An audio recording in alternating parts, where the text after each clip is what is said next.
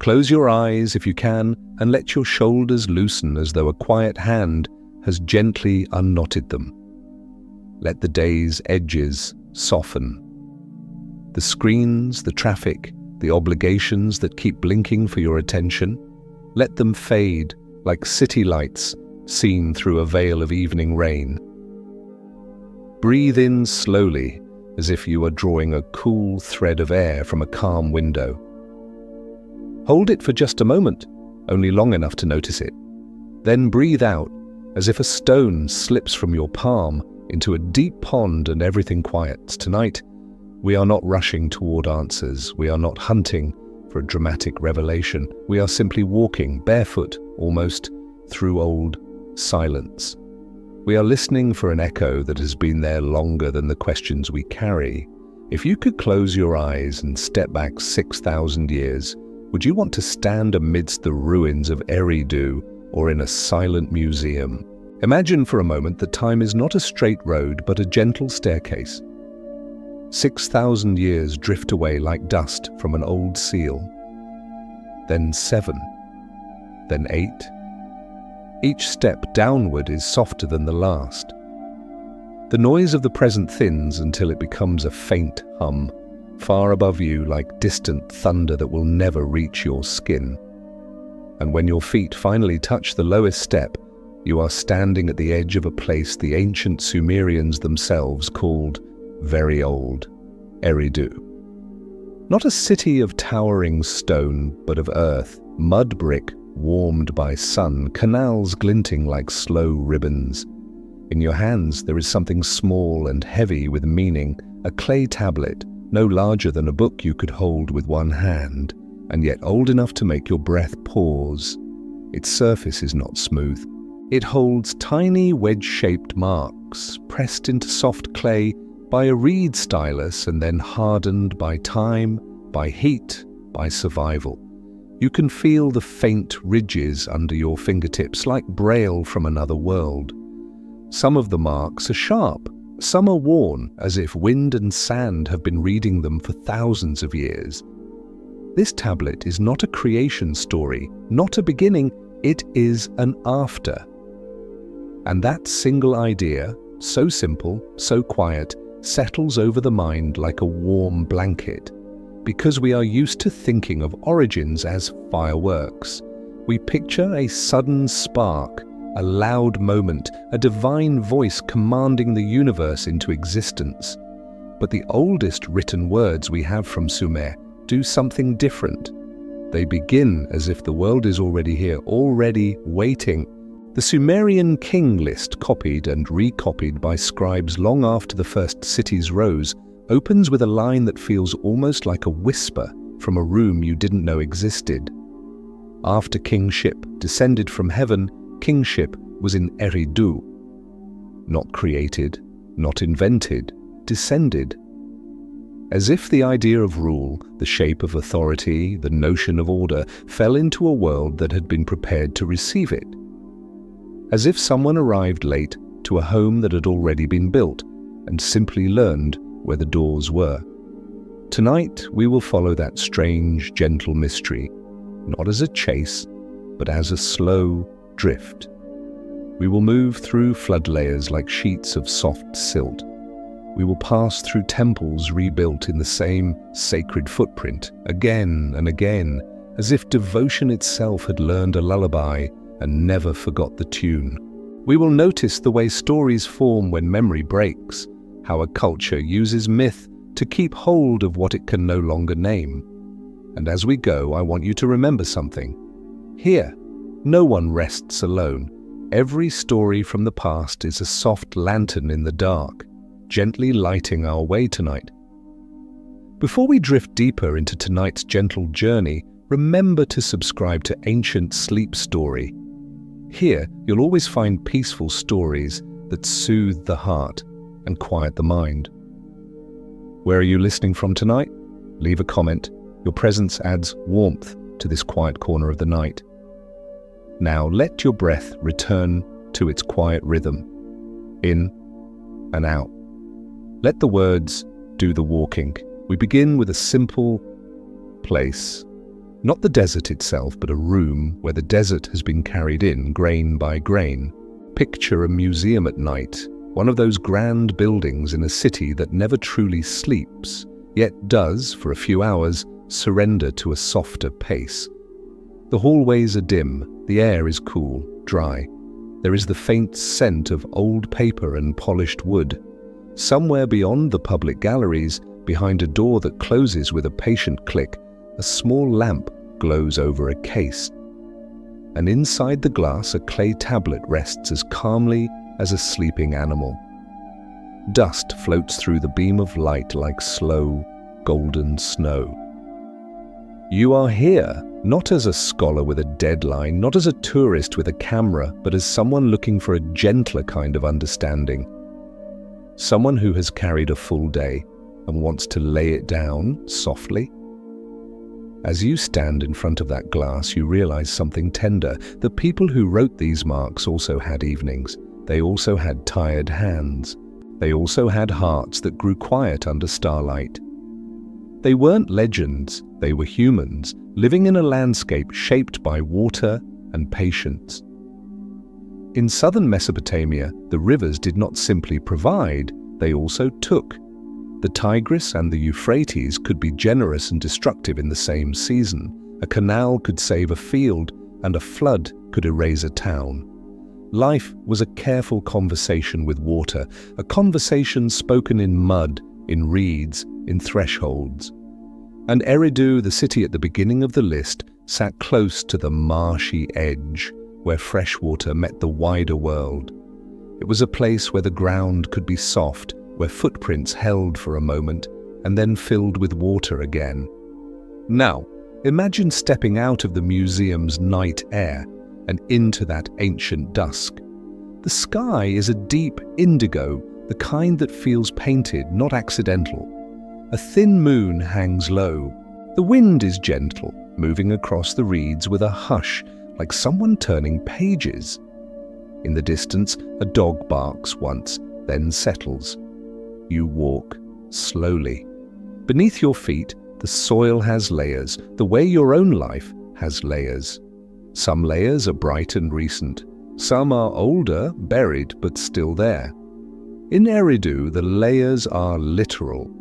Shrines built, then rebuilt again.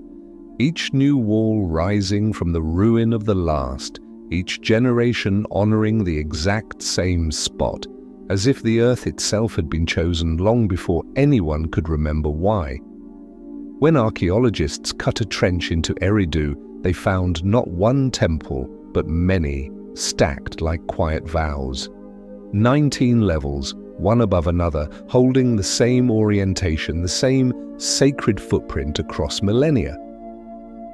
Imagine that kind of devotion, not dramatic, not loud, just steady, like breathing.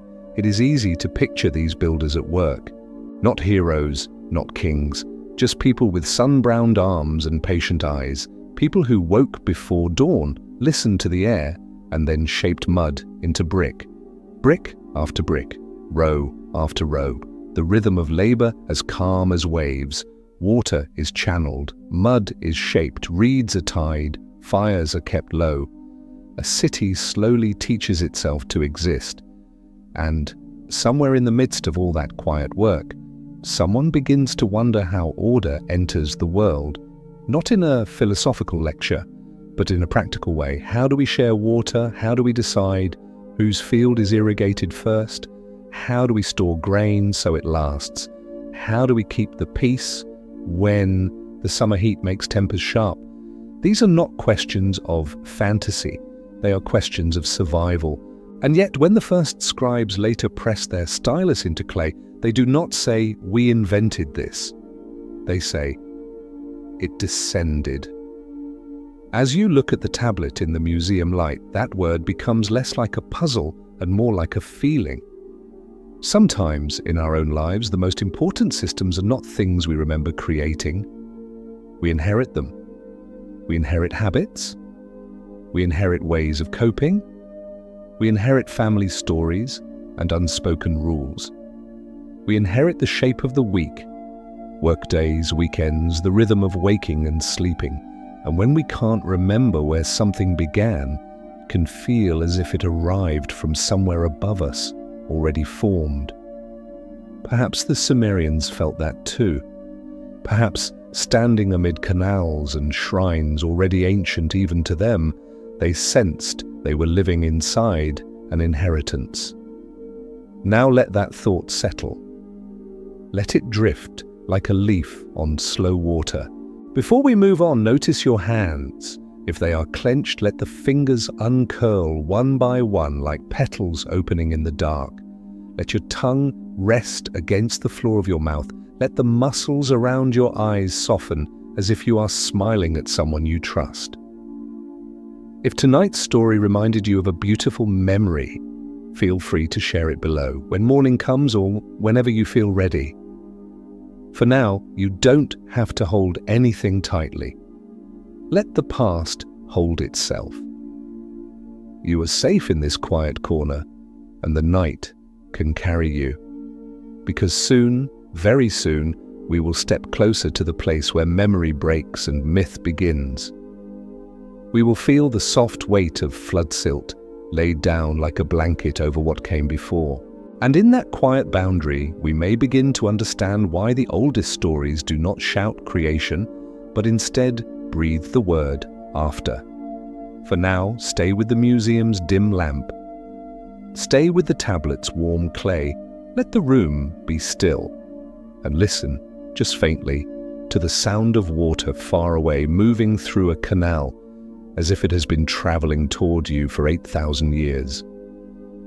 The museum room remains quiet, and the clay tablet rests behind its glass like a small, sleeping world. If you imagine leaning closer, you can almost feel the warmth that clay keeps. Warmth from a long ago sun, from a kiln, from the slow palms of a scribe who once turned it gently to dry. Breathe in again, softly, just as night invites. And as you breathe out, let the lamplight become moonlight. The glass fades, the polished floor becomes packed earth. The city outside the museum dissolves into a wide, low horizon where water and sky meet without a sharp border. You are in southern Mesopotamia, where the land is not built from mountains, but from rivers that lay down their gifts, one season at a time. Here, the world is formed by patience. Silt arrives like a quiet visitor. Reeds rise like thin green prayers. Mud becomes brick. Brick becomes wall. Wall becomes shelter. And shelter becomes a place where human life can slow down long enough to remember itself. If you listen closely, there is always water, not rushing, not roaring, just moving, steady, intimate, present. A canal murmurs beside a field. A shallow boat slides through reeds. Somewhere beyond the nearest cluster of homes, the wider marsh breathes, and birds settle into the grass as the light thins. Eridu appears not as a spectacle, but as an old familiarity. Low buildings, courtyards, paths pressed by many feet. And at the heart of it, a temple mound that rises only as high as devotion has raised it, layer upon layer, generation upon generation. Tonight, we are not counting years like numbers. We are feeling years like textures. Each layer of temple is a layer of life, hands that shaped, hands that repaired, hands that swept the floor clean at dawn. You can picture a woman carrying water in a jar, walking carefully so she does not spill a drop. You can picture a child tracing a finger along a wall, noticing how cool the mud brick feels in evening shade. You can picture an older man sitting near a doorway, watching the stars appear as if they have been invited one by one. Who are they? They are not legends to themselves. They are neighbors. They are families. They are people doing what people always do, making a home in a world that can be uncertain. What is happening here? A city is learning how to hold order, not a harsh order, a living order, an order that sounds like schedules and shared work and rituals that return each season softly like the tide. Where are we exactly? In a landscape between river and desert, between fresh water and salt water, between solid ground and shifting marsh.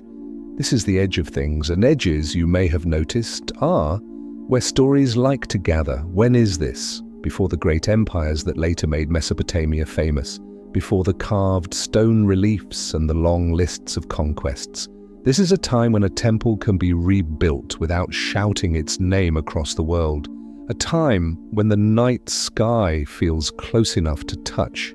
A time when people still look at the rivers the way you might look at a sleeping child, loving, watchful, a little afraid. Why does this place matter? Because the Sumerians remembered it as the first, not necessarily the first city ever lived in, but the first in their story of kingship. Eridu becomes a point of origin, not of existence, but of continuity. And how did continuity feel to them? It felt like water. In Sumerian thought, water was not merely a resource, it was a mood of creation, a deep, quiet state. They spoke of a primal water, Namu, sometimes described as the mother who gave birth to heaven and earth. But for tonight, let us not imagine Namu as a character who storms into a scene. Let us imagine Namu as a surface, a dark, still lake under starlight, a lake so calm that it reflects the sky without trembling, a lake that does not demand explanation. It simply holds. If you have ever stared at water late at night, perhaps a river seen from a bridge or the ocean from a quiet shoreline, you may know this feeling. Your thoughts slow down, the mind becomes less interested in solving and more interested in simply being. Water takes your anxiety and turns it into a softer shape. In Eridu, water was everywhere, carried in jars, guided in channels, pooled in basins, offered in ritual. The temple itself was a kind of meeting place between human order and watery uncertainty. A place to speak gratitude, a place to ask for balance, a place to remember that the rivers give and the rivers also take. Now imagine the temple courtyard in low light. A few oil lamps glow, their flames moving gently, never frantic. Shadows lean against the walls. Somewhere, a small bell or a piece of metal chimes once, then quiets.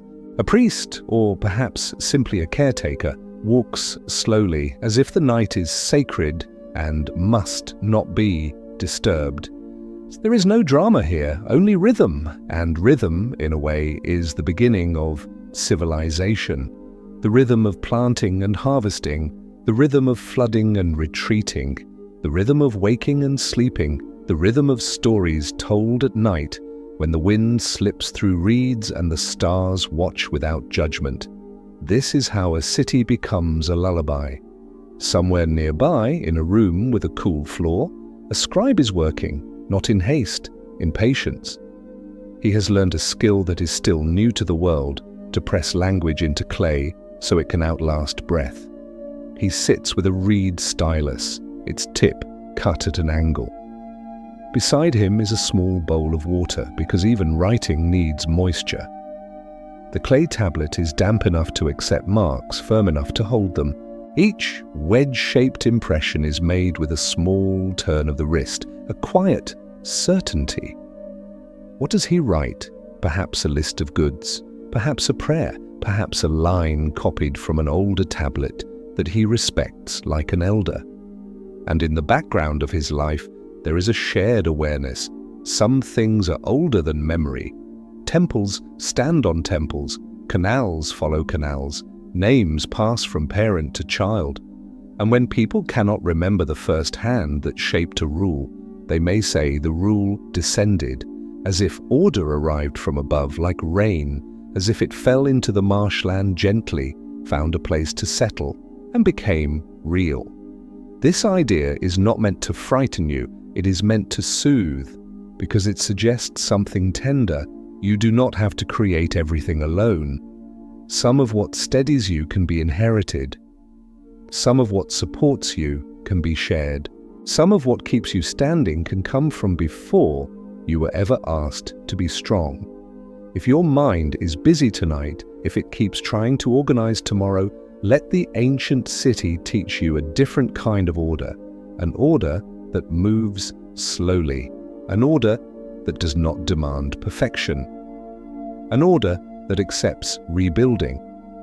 Because Eridu was rebuilt again and again, not because it failed, but because life continues and continuation includes repair. Now picture the ground beneath the temple, not just earth, but layered earth. A season of flood leaves a thin sheet of silt. A season of drought leaves a crust of dust. A year of rebuilding leaves broken brick and new foundations. Over centuries, the layers become a quiet archive.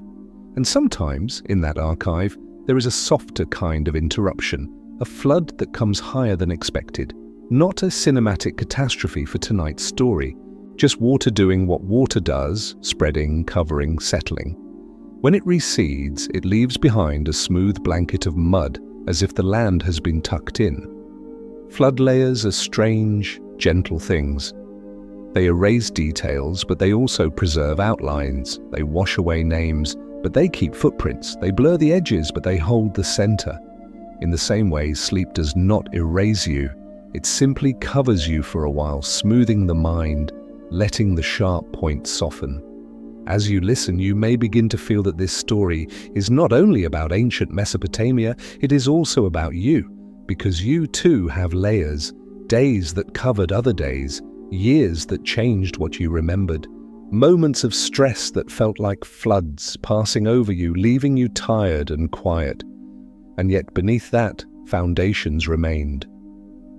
Tonight, we are walking toward one of those foundations, a small, softly puzzling question that will open like a flower rather than a door slammed wide. If kingship descended, what was already here to receive it? Hold that question lightly as you might hold a feather. You don't need to answer it. You only need to feel its gentle curiosity. If you want, imagine your own home as another kind of temple, nothing grand, nothing perfect, just a place you return to. A kitchen light turned low, a blanket folded at the end of a couch, a glass of water on a bedside table, catching a reflection. These small rituals are not so different from the old ones. They are ways of telling the nervous system, you are allowed to settle. You are allowed to be unfinished for a while.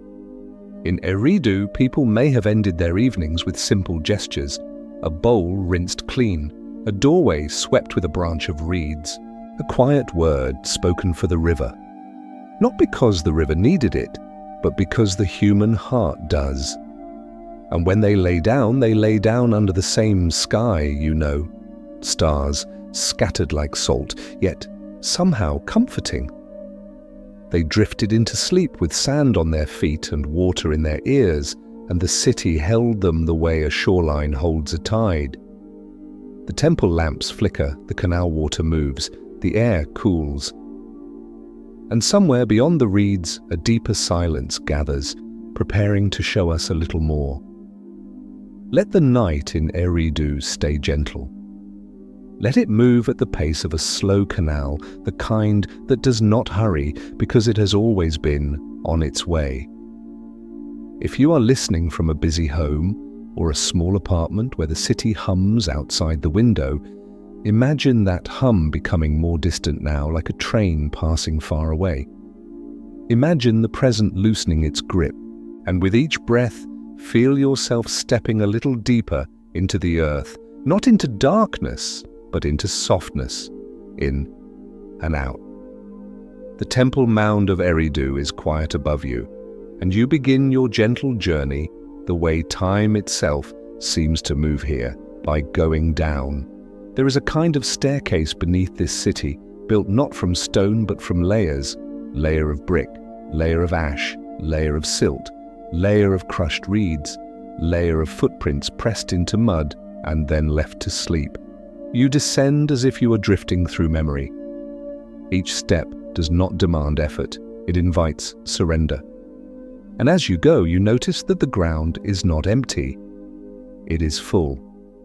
full of the patient evidence of ordinary lives. A broken bowl, smoothed by sand, a small bead, dull with age, a reed mat woven so neatly it still seems to hold its shape, bits of charcoal from a cooking fire that once warmed hands at dusk. Nothing here is loud. Even the past, when it appears softly, like a face seen in water. And the deeper you go, the more you feel a pattern that comforts the mind. Repetition. Not the repetition of boredom, but the repetition of safety.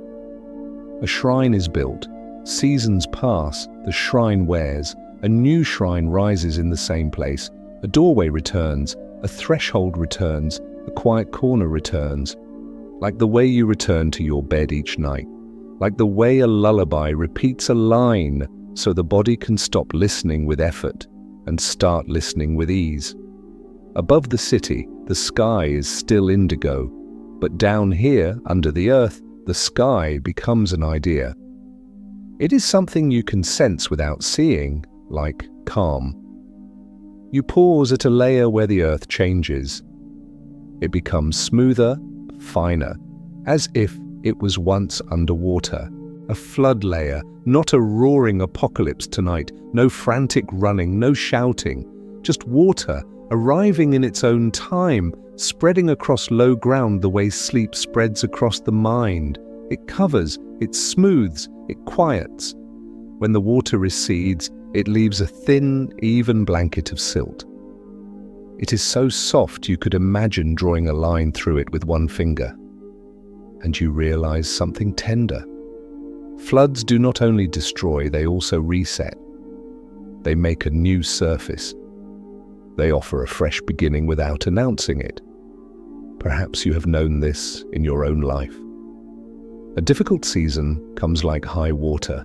It changes what you can see. It covers what you thought would last. And then slowly, the water goes down. The outline of your life returns. Different, perhaps, but still yours. Still standing. In Eridu, the city stands again. People return with baskets and tools. They rebuild what matters, often in the same place, because continuity is a comfort. And as you drift through these layers, you can almost hear the quiet sounds that once filled them. A reed being cut. A brick being set down gently. A child's whisper. The soft splash of water poured into a jar. Now your journey widens, because Eridu is not alone. On the plain, other settlements are waking into their own rhythms. Paths form between them. Boats move along channels. Stories travel with merchants and with families visiting relatives. The land becomes a network of slow connections, like veins carrying calm. Farther north, as centuries pass, a city begins to rise with a different kind of energy, though still not frantic in our telling. Uruk. Uruk is often remembered as a place where things become larger. Larger temples, larger walls, larger ambitions. But for you tonight, Uruk is simply a pale shape on the horizon. White plaster catching moonlight, a high terrace standing above the flat land like a quiet thought. You do not rush there, you only glance, because this story is not about racing toward greatness. It is about feeling how greatness is built from mud, from water, from repeated human effort. And somewhere between Eridu and Uruk, you sense the invisible thread that holds early history together. The canal. Canals are gentle inventions. They do not conquer the river, they collaborate with it. They ask water to move in a direction that serves life.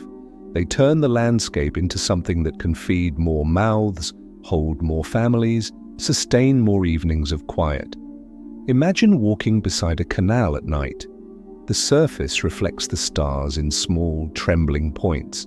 A frog calls once, then stops. The air smells faintly of wet earth and plants. Your footsteps are soft because the ground is damp and forgiving. If your thoughts feel sharp tonight, Let the canal teach them to become smooth. Let your mind follow the water's pace, not fast, not slow for the sake of slowness, just steady. Water is channeled, mud is shaped, reeds are woven, grain is stored, a city breathes, and within this breathing, another kind of craft begins, keeping records. At first, it is practical. How many jars of barley, how many sheep, how many baskets of dates? But a practical tool, used long enough, becomes something more. It becomes memory. Writing, in its earliest forms, is like a small lamp held against the dark. Just enough light to see what matters, not enough to expose everything. And so, in rooms lit by low flames, scribes press their wedges into clay. Their wrists learn patience. Their eyes learn focus. Their work is quiet, repetitive, almost meditative. If you imagine their concentration, you might feel your own mind settling, as if you are watching someone else breathe slowly and your body cannot help but follow. Now take another small pause. Notice the way your chest rises. Notice the way it falls. No need to change it. Only notice. Back in the earth layers of Eridu, the temple footprint continues. It is rebuilt not out of stubbornness, but out of fidelity. People keep returning to the same sacred center, as if that center is a steady point in a world where rivers shift their paths and seasons can be unpredictable. This is one of the gentle truths of ancient life. When the outer world is uncertain, humans build in a certainty through repetition. A prayer said at dusk, a lamp lit near a doorway, a basin filled with clean water, a story told to a child. And this is why the idea of kingship descending feels less like fantasy and more like poetry, because order to those who live inside it can feel like something that arrives. It feels given, it feels received. You may have felt this too in a different way, the moment a routine finally holds. The moment a home begins to feel like home. The moment a community forms around you quietly, without announcement. Suddenly there is structure. Suddenly there is belonging. In Eridu, belonging is not loud. It is woven into mud bricks and shared water. As your journey continues, you come to another resting point, a quiet courtyard in moonlight. The courtyard is empty now, but you can imagine it full of small movements and warm lives. A woman kneading dough, a man repairing a net, a child asleep against a wall, breathing evenly, a dog curled near a doorway, ears twitching in dreams. No one here is thinking of themselves as ancient. They are simply living. And that is what makes the past feel close, the ordinariness of it. If tonight you feel lonely, let this courtyard remind you of something simple. Across time, people have always wanted the same gentle things: safety, warmth, a place to rest, a story that makes the night feel kinder. Here, no one rests alone. And now, as you stand in that imagined courtyard, the soft curiosity returns like a lantern being lifted. If the world was already here, and people were already building, and temples were already rising, then what does it mean to say that kingship descended? Hold the question, not tightly, just enough to feel its weight, like a smooth stone in your palm. Before you reach that next layer, let the journey drift through one more scene. The canal widens into a marsh pool, and the land opens. Reeds sway in slow unison, and their tops catch the moonlight. In the distance, a fisherman's boat moves, pushed by a pole that barely disturbs the surface. Each ripple spreads outward, then fades as if the water is practicing letting go. Near the edge of the pool, a reed house sits low, its doorway turned away from the wind. Inside, you can imagine a simple lamp, oil wick, a flame no brighter than a firefly. The light touches a clay jar, a wooden bowl, and a folded blanket. If your own day has been crowded with tasks, with messages, with a mind that tries to do everything at once, let this marsh teach you a gentler rule. One small movement is enough. One breath is enough. One softened thought is enough. And when you feel ready, imagine returning to the temple mound again, not with urgency, but with trust. Your feet find the same path. Your hands brush a wall that holds the day's warmth. Somewhere, a scribe smooths the surface of a fresh tablet with the side of his thumb, preparing it to receive words that will outlast him. The gesture is so calm it feels like a blessing. You take that calm with you like a warm stone tucked into a pocket. Because the next layer we visit will bring us to a softly surprising place, one where many eyes carved from stone look out from the quiet past, not to frighten you, but to invite you to wonder. The marsh pool lies behind you now, and the temple mound returns ahead, low, steady, familiar, like a thought you can rest your hand on. The night is still the same deep blue, but it feels thicker here, as if the air itself has learned how to whisper. You walk slowly, and with each step, the ground seems to remember.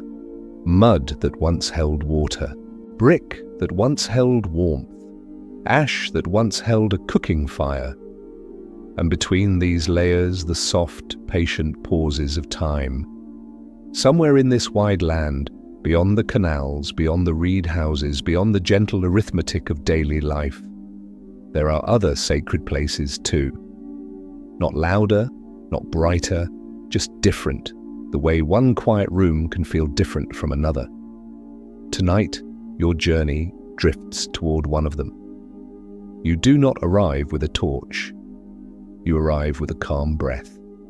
And the place receives you the way old stone receives moonlight, without questions, without urgency. Imagine a small sanctuary, simple in shape, softened by centuries. The walls are pale in the dimness, and the air smells faintly of dust and clay. No voices echo here now. Only the hush that remains when many prayers have already been spoken. And then you notice them. Eyes. Not living eyes, not watching you in a way that demands anything.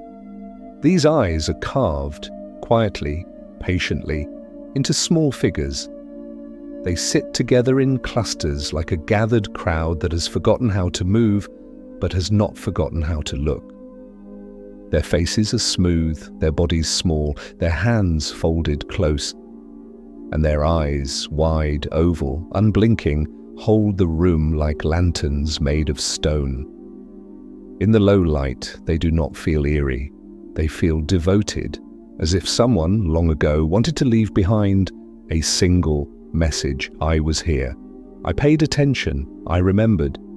If you have ever sat awake at night, staring at the ceiling while your thoughts circle the same worries, you know what it is to have eyes that will not close. But these eyes are different. They do not belong to anxiety. They belong to reverence. They are the eyes of people who wanted to stay present, even when the world outside could change overnight. You move closer, and the figures seem to invite a gentler kind of curiosity. Who carved them? Not a king in a grand hall, not a hero. Perhaps a craftsperson with careful hands. Perhaps someone who understood that devotion is often quiet work. Work you do when no one is applauding, when the only witness is the dark. What were they for? Maybe they were offerings. Maybe they were prayers made visible. Maybe they were meant to stand in for a person who could not be in the temple all the time. A way of saying, even when I am away, part of me still watches the sacred place. Where did they stand? In a sanctuary where lamplight trembled, in a corner where dust drifted slowly through the air, near a threshold where the outside world felt far away. A small army of stillness holding the room in attention. When did they appear?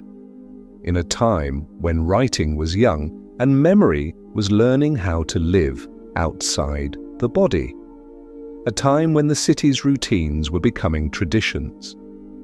A time when human life was discovering that repetition can turn into meaning. Why do they matter to our story tonight? Because they offer a soft clue about the kind of world that existed before the stories of descent were written down. A world where people already built sanctuaries, a world where they already practiced order, a world where they already felt the need to anchor themselves to something steady and unseen. And how does this connect to kingship that descended? It connects the way a calm river connects two banks, without drama, without shouting. It suggests that when later scribes wrote about power arriving from above, they were speaking into a landscape that had already learned devotion, ritual, and structure. The eyes in the sanctuary remind you that human beings were already here, already shaping meaning long before any list of rulers tried to organize time into a neat line. For a moment, let your breath slow again, in, out. Very softly now, let your shoulders soften. Let the still figures do what they were made to do. Keep watch so you do not have to. Now drift back toward Eridu in your mind, not as a map, but as a feeling.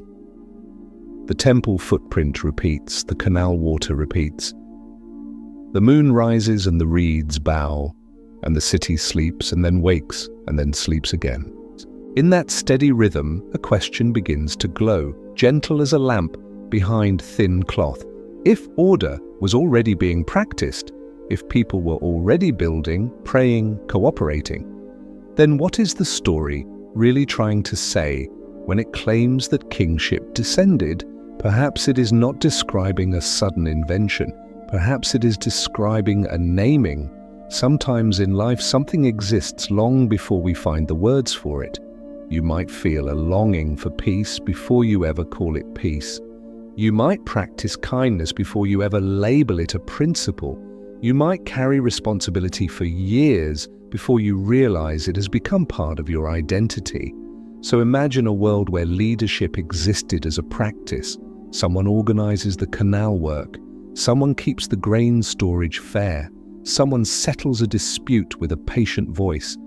Someone remembers the boundaries, the rituals, the promises. And then later, when writing begins to hold memory, scribes look back and try to explain how such order came to be. They do not say, "We slowly learned it through trial and error." They say, "It descended." Not because they were careless, but because poetry is sometimes the most honest way to speak about things too large, to hold in simple sentences. Descended feels like rain. It feels like dawn. It feels like the first cool wind after a long day. It suggests a gift, a quiet arrival. And if you want to keep the night gentle, you can think of the Anunnaki the same way. Not as a sensational interruption, not as an argument, not as a sharp-edged mystery. In the old stories, they are often described as a group of divine powers, names that can feel distant to a modern mind. But tonight, let them appear as a metaphor for the human need to imagine caretakers of order, not conquerors, not monsters, more like administrators of the unseen, the ones who divide, who assign, who keep the structure that allows life to continue.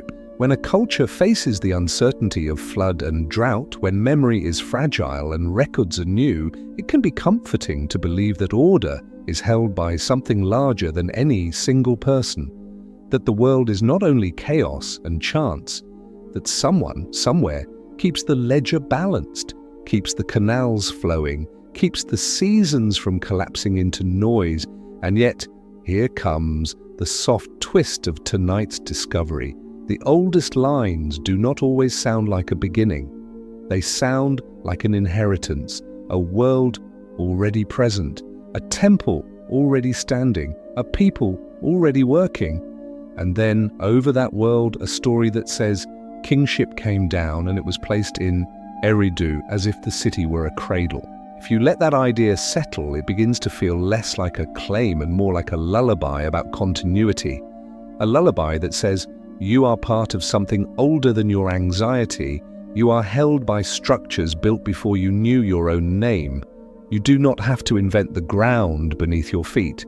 You can rest on what has been patiently made. And still, the question returns, soft as a fingertip tracing clay. If the gods came after to name the order, then who laid the first bricks? You don't have to answer. Just notice how the question opens the mind without waking it. Like a window cracked slightly, letting cool air in. Return again to the museum lamp, the clay tablet under glass, the dust drifting like slow snow. Imagine the scribe who copied the old line. His room is small, the lamp is low. Outside, the city sleeps. Inside, he presses the stylus into clay with the quiet confidence of someone performing a ritual. He is not trying to shock anyone. He is not writing to debate. He is writing to keep a thread unbroken. And perhaps that is the deepest comfort of all, the thread. Because when floods cover the land and when years cover memories, a story can remain. It can stretch across centuries like a bridge made of breath. It can carry the feeling of continuity even when the facts become blurred. If tonight your own memories feel scattered, if you have had days that feel like floodwater over your mind, let the ancient thread offer you something simple. You can rebuild, you can return, you can lay down again in the place that steadies you. The eyes in the sanctuary keep watch, the canal keeps moving, the temple footprint keeps repeating. And in that repetition, the mind begins to feel safe enough to let go. In, out. One more gentle thought, placed like a smooth stone in your palm. Maybe descended from heaven does not mean a thunderous arrival. Maybe it means that when humans could no longer remember the first moment order began, they chose to describe it as a gift, a quiet gift arriving in the night, a gift that did not erase what came before, but rested upon it. And under that idea, your body can soften. Your breathing can deepen. Your thoughts can slow. Because the past is not demanding your attention like a flashing screen. It is offering you a softer kind of company. And as the lamp's glow steadies, as the dust continues its slow dance, you find yourself drifting toward the next layer of the story, where flood and forgetting will become a tender metaphor, and where myth will begin to feel like a gentle hand stitching memory back together. The night in the museum is still, and the lamp above the glass case keeps its small circle of light, steady as a calm heartbeat. Dust drifts through that light so slowly that it seems less like movement and more like time itself, floating. If you imagine placing your palm against the glass, you might feel the coolness of it. And behind that coolness, you might sense the warmth the clay once held. Warmth from hands, from sun, from a kiln that glowed softly, and then went dark. Breathe in, breathe out. Now let the glass fade again, gently, the way a dream fades into another dream. Let the museum floor become packed earth. Let the air become open and wide, smelling of water and reed and distant smoke. We return to the river plain, to the lowland where a city can be changed by a season, and where the past can be covered without being truly lost. In Mesopotamia, water is never only water. It is a giver and a taker, a teacher and a forgetter. It arrives, it spreads, it settles. It leaves behind a smoothness that looks almost intentional, as if the world has been tucked in for the night. A flood layer is like that, not a roar, not a scream, a blanket.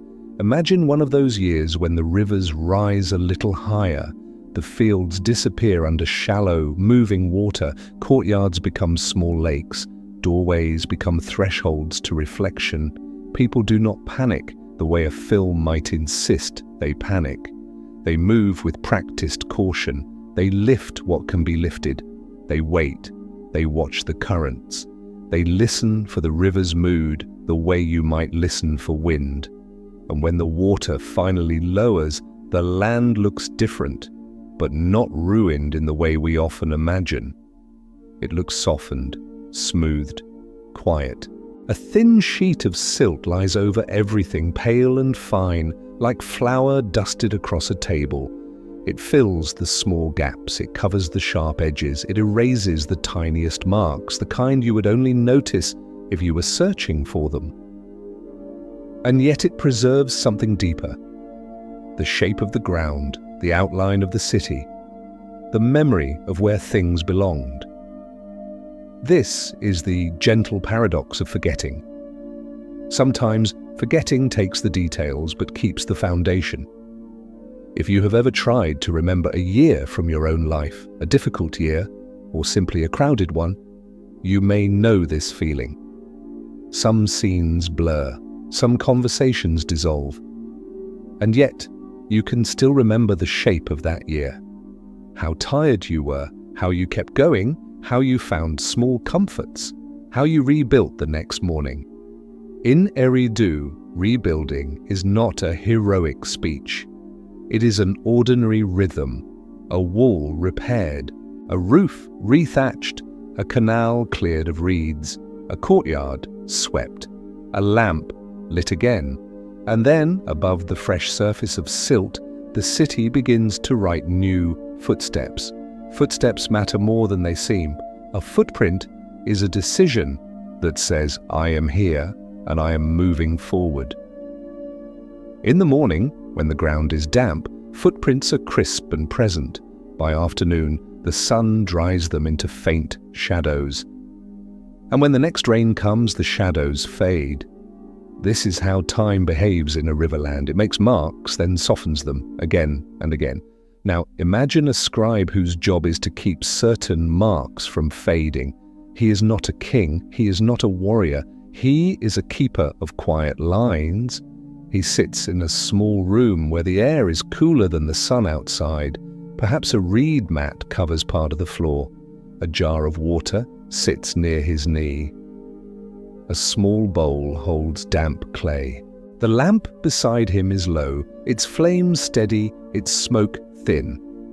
Before he writes, he wets his fingertips and smooths the tablet's surface. The clay yields, obedient and calm. A little silt clings under his nails. He rubs his hands together once, like someone warming them, then settles again. The gesture is so simple that it could be happening in any century, someone preparing to leave a careful trace. When he presses his stylus into clay, he is doing something tender. He is refusing to let everything wash away, but even writing cannot hold everything. Clay tablets break, fire can harden them or ruin them, water can blur their edges, years can bury them under bricks and silt. And so even with writing, memory remains partial. That is where story enters. Story is what humans make when they can feel the outline of the past, but cannot see the fine details anymore. Story is the thread that stitches the blanket of silt to the foundation underneath. It does not always give you perfect facts. It gives you continuity. It gives you a way to say, we came from somewhere, and we belong to something that began before our own breath. In the Sumerian world, this thread often took the form of myth, gentle, symbolic, wide as the sky. Myth was not only entertainment, it was a way of holding order when order felt fragile. It was a soft structure around the invisible, and this is where the line about kingship begins to glow again, calm as moonlight. After kingship descended from heaven, kingship was in Eridu. Think of it this way. If floods could cover a city's earliest footprints, then floods could also cover the earliest footprints of leadership. Perhaps people remembered that order existed before their written lists began. Perhaps they remembered that someone at some point first said, "This canal will be cleaned together, this grain will be shared fairly, this boundary will be respected, this temple will be rebuilt in the same place. But they could not remember the first face, the first name, the first moment. So they described it as a descent, not a violent descent, not a terrifying one, a gentle coming down like dusk, like the first star appearing, like a quiet rule settling into place. If you would listen closely, you can hear how soothing that is. It suggests that order is not only a human struggle, it is also a gift the world can offer. It suggests that even when memory breaks, something can still be held. There is another soft idea that moves through these ancient stories, and it is not meant to frighten you, it is meant to comfort you. Sometimes the gods remember what people forget, not because the gods are harsh judges, but because the human heart needs a caretaker for the parts of the past it can no longer carry. In a land of rivers, forgetting is natural. Water changes the map. Silt changes the ground. A temple is rebuilt, and the earlier bricks disappear inside the new ones, like older thoughts hidden inside a calmer mind. So myth becomes the keeper. Myth becomes a gentle archive. And the Anunnaki, if we allow them to appear in the soft light of sleep, can be understood as part of that archive. A name for the forces that assign, that divide, that place things into order. In some traditions, they are the ones who help decide the roles of the cosmos. In a quieter telling, they are simply the way a culture says there is meaning behind the structure. There is a larger rhythm holding us. Now return again to the river plain. Night is spread over the marsh like dark velvet. The water reflects a thin moon. The reeds sway, and the sound they make is like breath through fabric. Somewhere a bird shifts in its sleep. Somewhere a distant lamp dims. You walk along a canal edge, careful and slow. The surface of the canal trembles when an insect touches it, then becomes still again. You notice how quickly water returns to calm. It does not cling to disturbance. If you want, let your mind learn that. Let the day's disturbances touch the surface, then fade. Let calm return. In the distance, the temple mound of Eridu sits like a low island, steady in the dark. You remember that it was rebuilt many times, always returning to its footprint.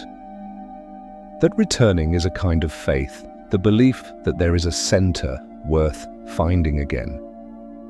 Maybe this is why the Sumerians anchored kingship in Eridu, not because Eridu was always the most powerful city, but because it felt like a beginning that survived, a beginning that endured floods, rebuilding, forgetting, and still remained in the story. And perhaps if you are listening tonight with a heavy heart or a crowded mind, you can borrow that feeling. You have a center worth returning to. Even if the day has covered you in silt, even if your thoughts feel blurred, even if you cannot remember exactly when the worry began, you can still come back to the footprint that steadies you. Breath, bed, quiet night. Here, no one rests alone. Somewhere, someone else is listening too, maybe in a different city, under a different winter sky, with the same need for softness. And in a way, that is what these ancient stories have always done. They gather strangers into a shared silence. The way a temple gathers footsteps, the way a canal gathers water. If it feels comforting, you can imagine a small circle of listeners, all breathing more slowly, all letting the day settle, all held by the same gentle thread. If tonight's story has stirred a gentle memory, of a river you once saw, of a museum you once wandered through, of a moment when silence felt kind, you can keep that memory like a small lamp. You do not need to explain it. You do not need to polish it. Just let it glow. Because soon, as the story continues, we will step even closer to the heart of the soft discovery. The sense that the oldest words are not shouting about creation, but humming about inheritance. And in that hum, we may find something deeply soothing, that the world has always been rebuilding itself, and that you are allowed to rebuild too. The river plain is quiet again, as if it has listened to everything we've said and decided there is no need to respond, only to keep flowing. The canal beside you moves like a long, slow thought. Moonlight gathers on its surface in thin, trembling lines. The reeds lean together, whispering in a language made of wind and patience. Somewhere far off, an owl calls once, then the night returns to its soft, unbroken hush. Breathe in, as if drawing in cool air from a calm shoreline. Breathe out, as if letting a small pebble fall into dark water and watching the ripples fade. Tonight we're walking through a world that feels both ancient and strangely familiar. Because even though the bricks are mud and the lamps are oil, the human heart, quietly, has not changed. People still wanted the same gentle things: safety, meaning, a place to belong, and a story that could hold them when memory felt thin.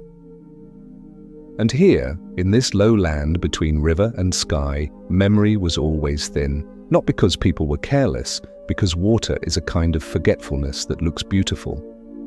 A flood arrives, spreads out, smooths the ground, then leaves. A season passes. A wall is rebuilt, and the earlier wall disappears inside it. A temple rises on the same footprint, and the old floor becomes the foundation of the new floor. Over time, the city becomes a layered dream, present on top, history underneath, and the earliest beginnings buried so softly that no one can point and say, "There." That was the first moment. So when later, scribes tried to understand where order began, they did what humans often do. They told the truth in the shape of poetry. They said, "Kingship descended," not because they were trying to deceive, but because they were trying to cradle something too large to hold in simple sentences, the feeling that order had arrived like weather, quiet, inevitable, and somehow beyond any single person's hands. If you let this idea settle, it becomes less like a mystery and more like comfort. Because it means the Sumerians weren't only describing a political system, they were describing a kind of relief. Imagine living in a world where the river can rise beyond expectation, where the boundary between land and water shifts, where a canal can save your field or fail, where you can work all season and still be at the mercy of heat, wind, and flood. In that kind of world, an orderly structure is not abstract, it is life itself. Who decides which field receives water first? Who keeps the grain store fair? Who organizes the repair of a breached canal? Who settles a dispute before it becomes a fracture in the community? Order is not a throne, order is a shared breath. And perhaps the earliest leaders were not kings in the later sense. Perhaps they were coordinators, elders, temple caretakers, people whose authority was less about command and more about continuity, people who knew how to keep the rhythm steady, planting, harvesting, repairing, offering thanks, keeping peace. Then, when writing became more common, when someone finally pressed these realities into clay, scribes looked back and tried to give the past a clean line. They turned lived practice into story. They turned steady repetition into a descent from heaven. Not because practice wasn't enough, but because story makes practice feel held. You might recognize this in yourself when something in your life becomes stable, a habit, a routine, a home, a relationship. You may not remember the exact day it started feeling solid. It doesn't happen like a switch flipping. It happens like dawn, slowly, quietly, then suddenly you realize the room is bright. And when you look back, you might describe it as if it arrived. Peace came back to me. I found my footing. I finally felt at home. You don't always say, on Tuesday at 3:10 p.m., after 3 months of gradual adjustment, my nervous system shifted into a calmer pattern. You say, something settled. That is what descended feels like. Something settled. Now let your mind drift into a small room, one that could exist in many centuries. A scribe sits near a low lamp. The flame is steady and the shadows are gentle. The air smells faintly of clay and reed and smoke that has already cooled. Outside, the city sleeps. Inside, the scribe is awake, not anxiously, but purposefully. His wakefulness is calm, like someone listening to rain. He has a tablet in front of him, freshly smoothed. He presses his stylus into it with small, careful movements. Each mark is simple. Each mark is patient. The writing is not hurried. It is the opposite of a modern notification. It asks nothing from you. It simply exists. And as he writes, he is doing something profoundly human. He is trying to keep the thread unbroken, because without the thread, the flood layers win. They don't win by destroying. They win by smoothing everything into featureless silence. Humans resist that smoothing, not with force, but with meaning. So, stories form. Stories form the way canals form, by guiding something fluid into a shape that can nourish life. And this is why myths in the Sumerian world are not merely tales. They are bridges. They are ways of crossing gaps in memory without falling into fear. They are ways of saying, even if we cannot remember the first brick, we can still remember the values that kept the city standing. In a land where floods can cover the past, myth becomes a gentle promise. We are not floating without an anchor. We are not alone. We belong to a pattern. If you think of it this way, the divine figures, like the Anunnaki, can appear tonight without sharp edges. They do not need to be a debate. They do not need to be an intrusion. They can be understood as the symbolic guardians of order. The way the Sumerian mind pictured the unseen framework that holds society together. A caretaker of balance.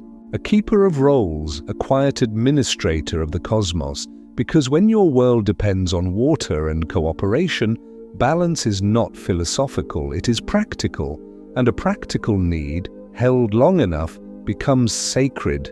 Now imagine Eridu again, not as ruins, not as excavation trenches, but as a living city at night. Lanterns are few, most windows are dark. A dog curls near a doorway. A woman rinses a bowl, then sets it upside down to dry. A child sleeps on a reed mat, the rise and fall of his breath so steady it seems to synchronize with the canal outside. In the temple courtyard, a caretaker walks slowly, sweeping dust in small arcs. The broom is made of reeds. The sound is soft, almost comforting, like someone brushing sand away from a stone. He pauses to adjust a lamp. The flame steadies. He continues. This is not a world of spectacle. It is a world of rhythm, and in rhythm the mind can rest. If you feel your thoughts speeding tonight, you might borrow the caretaker's pace. You might imagine sweeping your own mind the way he sweeps the courtyard, one gentle pass at a time.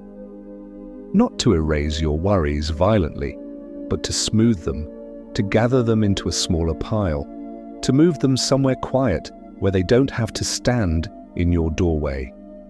In, out. Now notice something else about the Sumerian way of remembering. They did not say, the world began here. They said, after kingship descended, after certain structures were placed, after something arrived into an already existing world. This after is the soft discovery at the heart of tonight's story. It suggests that for the Sumerians, the deepest mystery was not a sudden beginning. The deepest mystery was continuity, how a world that feels ancient even to its own people, can still be organized, rebuilt, and remembered. And isn't that strangely close to how we live now? Many of us don't feel like we are at the beginning of anything. We feel like we've arrived in the middle of responsibilities, middle of a fast-moving society, middle of systems we didn't choose but must navigate.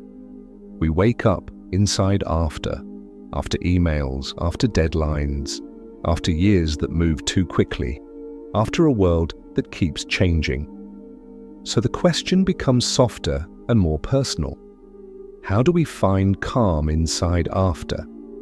The Sumerians offer one answer: by returning to a footprint. Eridu's temples were rebuilt on the same sacred center again and again, not because people were incapable of imagining a new place, because the marshland was wide and open, but because repetition is soothing.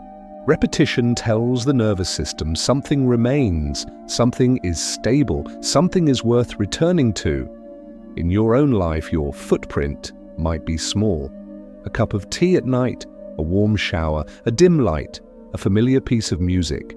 A story like this, spoken slowly, without demand.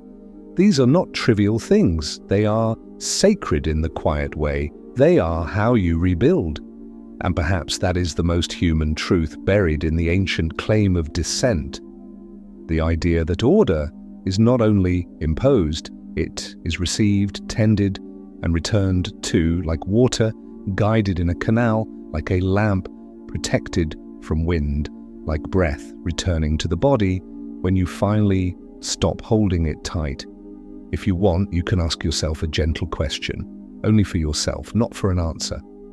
What is one small ritual that helps you feel safe enough to rest? Let that question be soft. Let it float. Let it drift away if it wants to. You don't need to catch it. Because the night is doing what it has always done, holding you. And the story is preparing to take you one step further, not toward shock, but toward a wider, calmer opening. Soon we will stand again between the silent museum and the moonlit ruins, and we will feel how a single clay line can connect those worlds. We will listen for how myth stitches gaps in memory, the way a patient hand stitches cloth, slowly, quietly, without making a show of it. For now, stay with Eridu's night. The canal keeps moving, the reeds keep swaying, the temple keeps its steady silhouette. And somewhere in a small room, a scribe's stylus presses into clay, leaving marks that will outlast the flood. Somewhere between the marsh hush of Eridu and the pale, far terraces of Uruk, the land feels like a long exhale. It is flat, generous, and open to the sky. In daytime, it shimmers with heat. At night, it cools into deep blue quiet, the kind of quiet that makes even your thoughts feel softer around the edges. Walk with me for a little while along a canal path. Your steps are slow, not because you are tired, but because the night has taught you a better pace.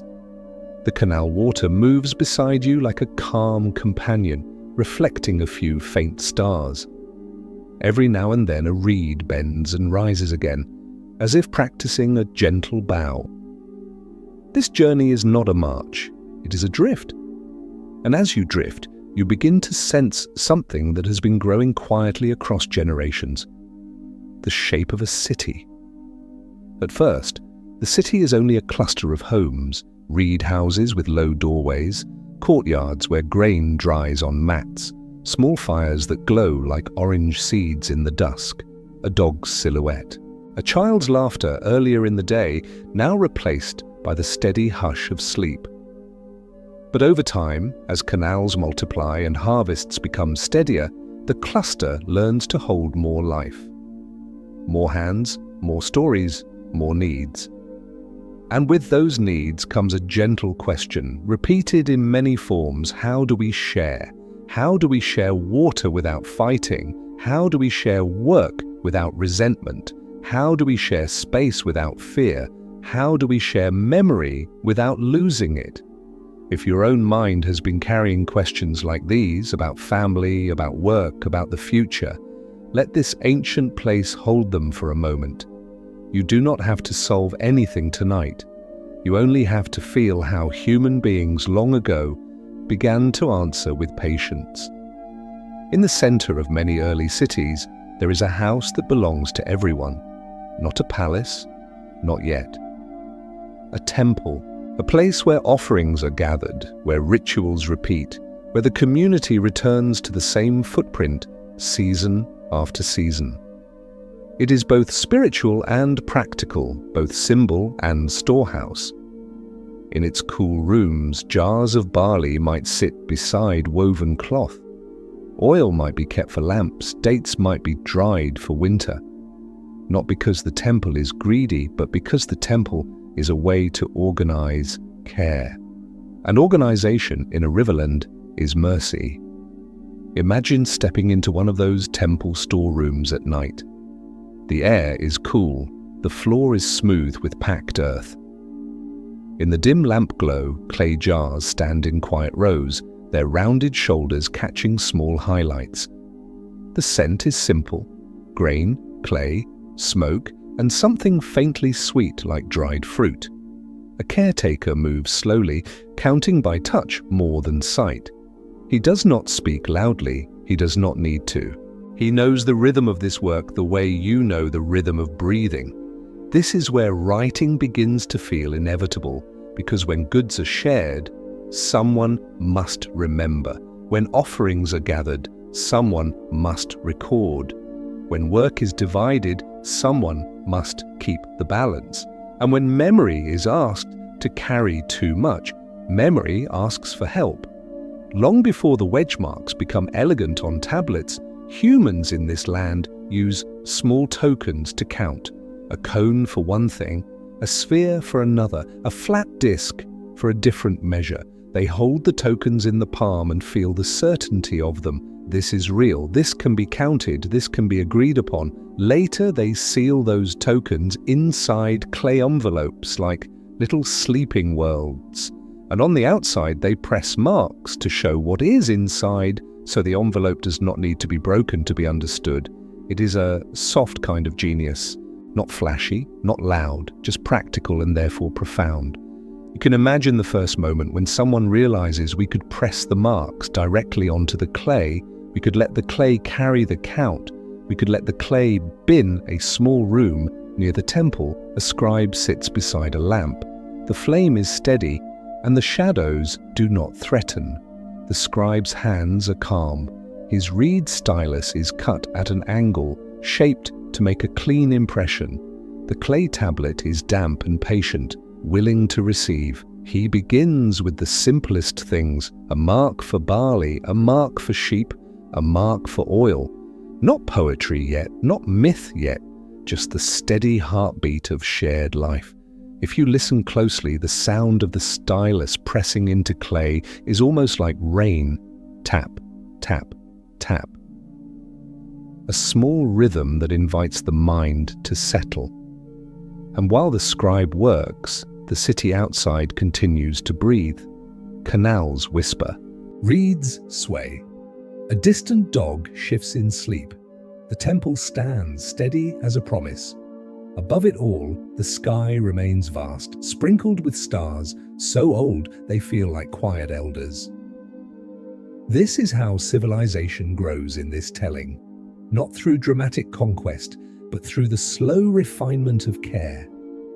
A city learns to store, a city learns to count, a city learns to plan, a city learns to rebuild after flood, a city learns to keep peace by making rules feel fair. And then, with no sharp announcement, something changes, not in the earth, but in the mind. The idea of authority becomes clearer. At first, authority is a function. Someone coordinates canal cleaning, someone speaks in disputes, someone represents the city in trade, someone stands at the temple threshold and makes sure the offerings are distributed. Authority is not a crown, it is a responsibility. But responsibilities gather around certain people, the way water gathers in a basin. And when responsibilities gather, names gather too. Titles, roles, lines in lists.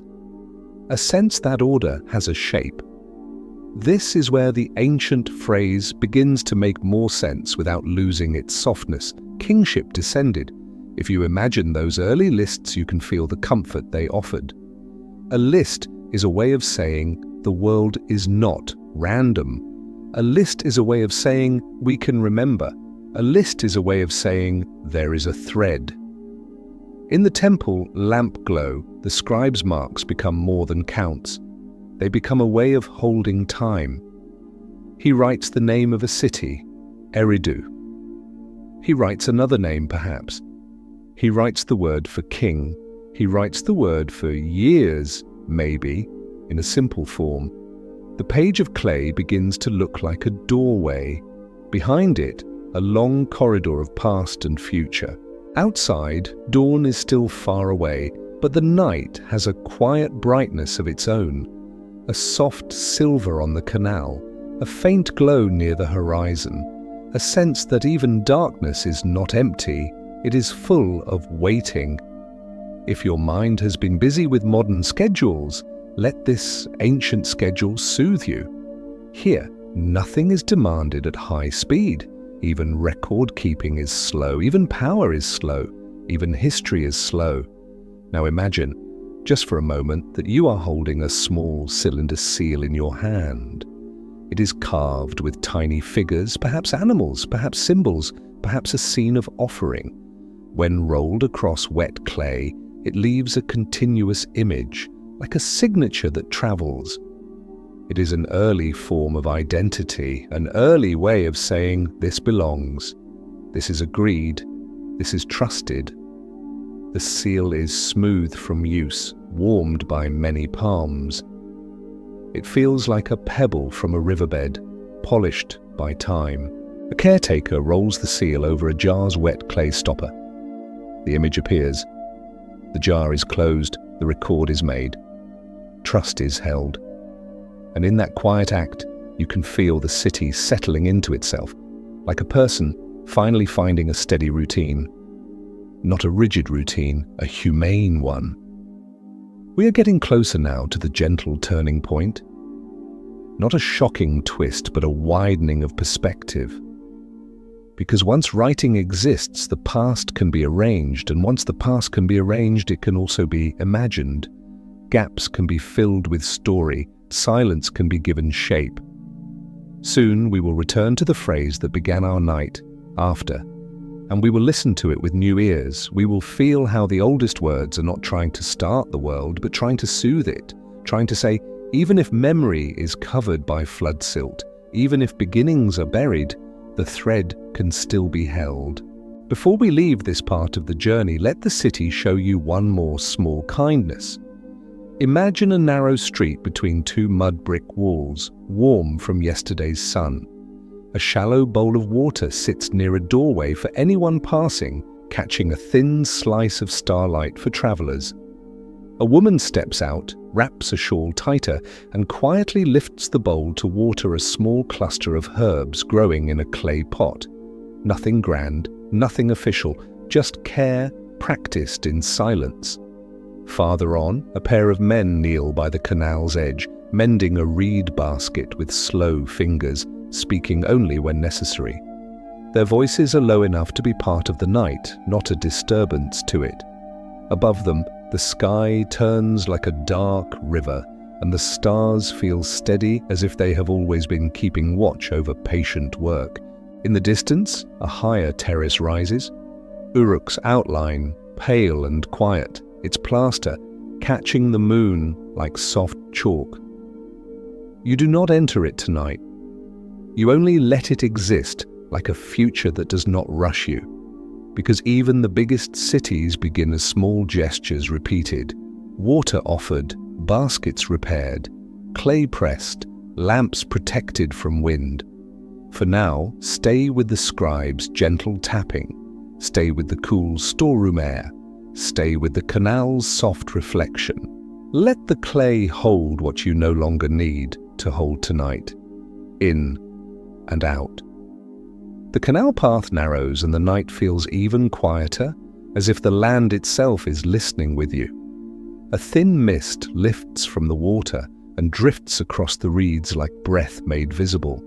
Moonlight lays a faint silver ribbon on the surface, then breaks into scattered glimmers when an insect touches down. Breathe in, slowly, gently. Breathe out, softly, completely. In a world shaped by rivers, it is easy to learn a certain humility. The water does not argue. It arrives when it arrives. It covers what it covers. It leaves behind what it leaves behind. And the people who live beside it learn to build lives that can bend without breaking. Somewhere behind you, Eridu keeps its low silhouette, steady as a memory you can return to. Somewhere farther away, Uruk waits like a pale thought on the horizon. Between them, the plain rests under the stars, and the night air carries the faint scent of wet earth and distant smoke. Tonight, we are following something smaller than a city and larger than a lifetime, a sentence pressed into clay. After kingship descended from heaven, kingship was in Eridu. The line is simple, almost too simple, yet it holds a gentle mystery, the kind that does not wake the mind with alarm, but opens it the way a window opens a little, letting in cool air. Because listen closely to that first word. After, not in the beginning, not from nothing, not a thunderclap of creation. After. As if the world was already here, already breathing, already holding water in its cupped hands, before the story chooses to name what mattered. As if there were reeds and mud and quiet labor, and only then came the language that tried to organize it into meaning. If you let your imagination drift, you can see how that could happen. First, there is the practical rhythm, canals cleared, bricks shaped, grain stored, lamps lit at dusk. Authority exists as an everyday necessity. Someone coordinates, someone mediates, someone remembers. Then slowly the need arises to say, in a more formal way, who is responsible. The city grows, the tasks multiply. Disputes require steadier voices, agreements need witnesses, and once writing arrives, once clay becomes memory, the mind looks back and tries to make a clean line. It tries to give continuity a name. That is where kingship enters. Not as a sudden invention, but as a word that gathers many earlier practices into one shape. A word that says, here is the center of responsibility. Here is the place where order rests. So after begins to feel like a confession of honesty. It admits that the first things are often invisible. It admits that life begins and only later do we find language to describe what has already been happening. This is one of the quiet comforts of ancient history. It reminds you that clarity does not always come first. Often it comes later, after effort, after seasons, after floods, after rebuilding. Meaning is not always born fully formed. Sometimes it settles slowly like silt smoothing the ground. If you have been carrying uncertainty about work, about family, about a decision you keep postponing, let the ancient after soothe you. You do not have to have the beginning perfectly understood. You only have to keep moving gently, one small step at a time, until the shape becomes clear. Now imagine the museum again, but not as a public place filled with footsteps and chatter. Imagine it after closing, when even the guards walk slowly and the hallways hold their own quiet. A single lamp glows above a clay tablet. The wedge marks cast tiny shadows. The tablet does not shout. It simply waits, patient as stone. Who wrote those marks first? Perhaps not the person whose hand made the tablet you see. Perhaps someone earlier. Perhaps many someones across generations, each copying, adjusting, preserving. Writing itself becomes a kind of temple footprint, rebuilt in the same place again and again, because repetition keeps the thread unbroken. And what is the thread trying to hold? Not only names of rulers, not only dates, not only the pride of a city. It is trying to hold reassurance. Because when floods cover courtyards and smooth away the smallest details, people begin to feel the fragility of memory. They begin to sense that even the most careful life can be blurred by time. And in that fragile space, the mind reaches for something steady. So stories arise that say, order came from above. Order was placed. Order was given.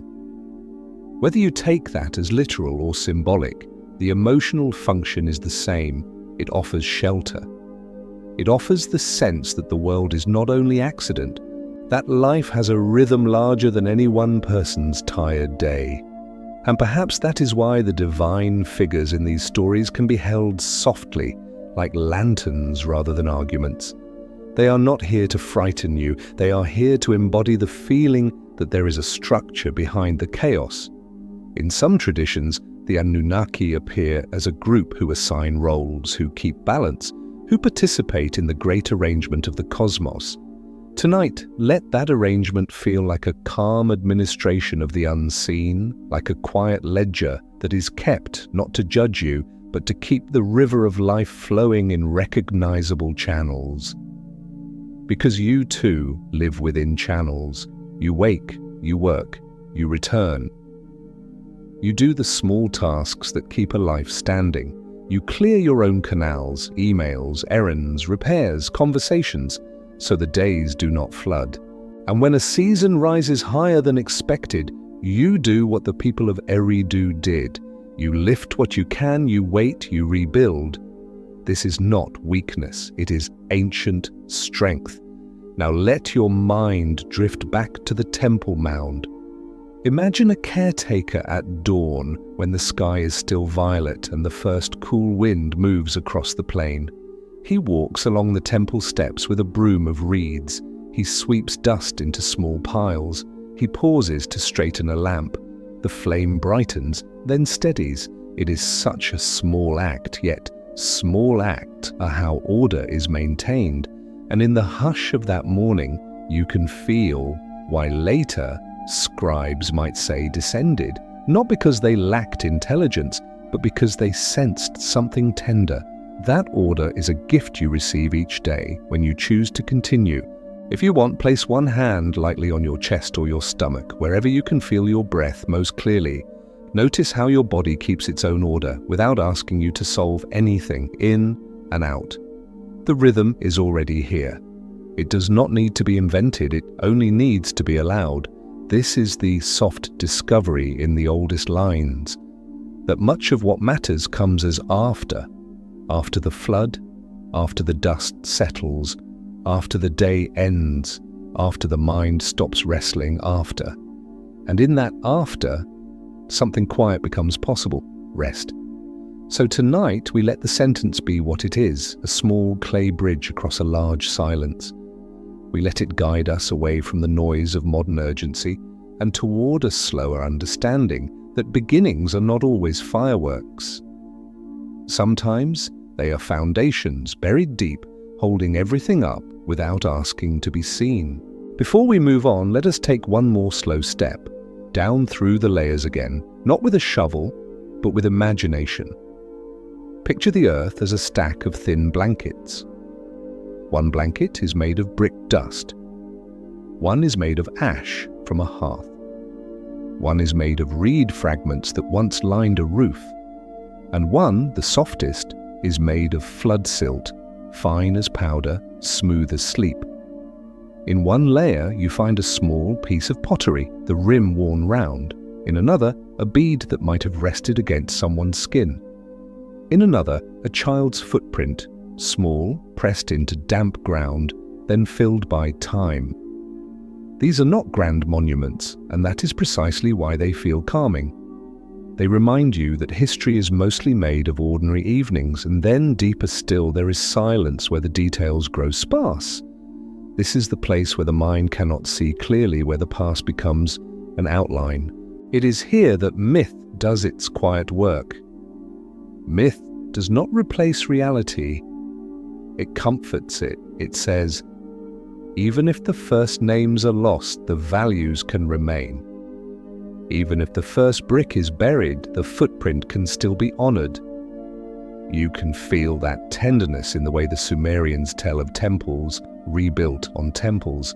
They do not describe the rebuilding as failure, they describe it as fidelity, a return to the same center again and again until the center feels eternal. If you have ever returned to something that steadied you, a familiar street, a childhood song, the smell of rain on warm pavement, you know how the nervous system relaxes when it recognizes a pattern. It is the same relaxation a city might feel when it finds its own rhythm. So when you hear kingship descended, you can hear it not as a claim meant to startle, but as a lullaby meant to stabilize. A culture telling itself, the order we depend on is not fragile, it is held. It is held by the temple, by the river, by the stories we repeat, and by the quiet agreement to rebuild after the water passes. Let that agreement be the gentle message you carry for the rest of tonight. You can begin again without fanfare. You can return without shame. You can let the day be covered and still remain yourself underneath. And if your thoughts wander, let them wander like dust in lamplight, slowly, softly, until they settle. In the distance, the first bird calls, and that sound feels like kindness, not urgency. Stay with that thought as if it were a warm stone in your palm. The canal keeps moving, the reeds keep swaying, the museum lamp keeps glowing, and your breath keeps returning like a gentle tide. The plain is quiet enough now that you can hear your own breathing as if it were a small river. In the distance, Eridu is only a low shadow, and yet it feels close, like a place you can return to without needing directions. A thin mist drifts above the canal, turning the moonlight into a softer glow, the way a lamp becomes gentle when you cover it with cloth. Breathe in slowly, breathe out fully. Tonight's story has been moving the way water moves, not in sharp angles but in curves, and without noticing it, you have been carried toward a simple turning point. Not a sudden reveal, not a loud twist, but a quiet change in how you see what you already knew. We return again to that clay line pressed into the world with a reed stylus. After kingship descended from heaven, kingship was in Eridu. When you first heard it, it may have sounded like a claim. Now it begins to sound like a comfort, because you have walked beside canals, you have watched temples rebuilt on temples, you have felt flood silt settle like a blanket, you have sensed how memory can blur and still leave a foundation. And in that wide, patient landscape, descended starts to feel less like a thunderbolt and more like dew. Sometimes the most important things arrive quietly. A new habit arrives the way dawn arrives, slowly, then all at once. A feeling of safety arrives the way a warm room arrives when you close the door against cold wind. A sense of belonging arrives the way a friend's presence arrives in silence, without needing to explain why it helps. So imagine, very gently, what it might have meant for a Sumerian scribe to write about order as if it came down from above. Not because he wanted to erase the work of people, but because he wanted to honor the mystery of how work becomes structure, and structure becomes something that can hold a community through floods and forgetting. In Eridu, the first kingship might not have looked like a crown. It might have looked like a patient person standing near a canal, listening to both sides of an argument, then finding a fair way forward. It might have looked like someone keeping the storeroom keys, not as power, but as responsibility. It might have looked like a voice that others trusted because it did not rush, because it did not humiliate, because it did not inflame. And over time, that trust becomes a shape, it becomes a role, it becomes a name. This is one of the soft truths of history. We often name things after they have already been living among us. The name arrives late, like a lantern carried into a room that has been dark for a long time. Nothing changes about the furniture, and yet everything feels different because now you can see. And in that quiet moment under the endless sky, something felt different. Picture yourself standing on the temple mound of Eridu at night. The steps are worn smooth. The bricks hold the last warmth of day. The wind is thin and cool, brushing your skin like a gentle hand. Below you, the canal threads through the plain, reflecting a broken line of moonlight. Above you, the stars appear, one by one, as if the sky is opening its eyes. Stay there for a moment. Let the air be cool in your lungs. Let your shoulders drop. Let your jaw soften. If your mind tries to hurry ahead, let it notice the way the night refuses to hurry. Even the stars take their time. From this height, the city is not impressive in the modern sense. No towers, no neon, no glass. Just low roofs, quiet courtyards, and the steady outline of a temple built from earth. And yet if you listen, you can feel what made it powerful. Continuity. The same footprint, honored again and again, the same path, walked until it becomes a gentle groove in the world. Not far from here, in another sanctuary, those wide, carved eyes wait in stillness. They are not meant to frighten you. They are reminders of attention. A way of saying someone watched the sacred place while the rest of the city slept. Someone held the thread when memory felt fragile. And perhaps that is what heaven means in a line like this. Not a distant location, but a larger trust, a larger watchfulness, a sense that order is cared for, even when you close your own eyes. Now let your imagination drift outward. Beyond Eridu, beyond Uruk, beyond the marsh edge, the rivers continue. They carry silt. They carry fish. They carry the soft inevitability of change. And if you follow that flow far enough, you reach the sea where the horizon is wide and the water becomes a darker, deeper calm. In Sumerian thought, the world begins in water, not as a chaotic monster, but as a quiet depth. Namu, the primal water, is not an action scene. It is a stillness. It is the feeling of being held by something older than your worries. So when later stories speak of order being arranged, of roles being assigned, of kingship descending, you can let it mean this: that human beings looked at a world already present and tried to live in it well.